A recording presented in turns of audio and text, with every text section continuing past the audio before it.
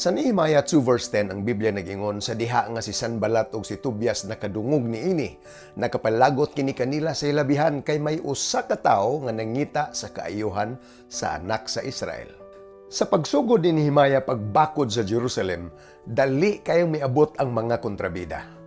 Dili lang kay mga hinawayon si Sanballat ug si Tobias, numero 1 silang mga samukan ug himuon ang tanan aron ilang madiskuryo si Nehemiah pagtuman sa misyon sa Dios.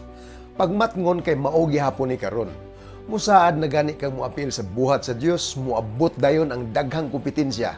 Usahay magbanig ang mga hinawayon, mutakboy ang kahadlok, or even good opportunities mutungha lagkalit aron mosimangta sa atong tumong.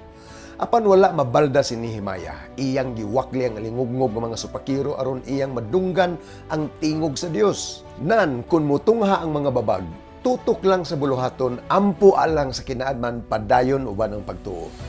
Timani, kung maningkamot na gani ang kaaway sa pagbulabog kanimo, nagpasabot ka na nga mahinungdanon ang imong gibuhat alang sa Dios. Stay focused, stay faithful, ug ayaw panumbaling sa mga salingkapaw nga mubabag sa tahas nga gisangon kanimo.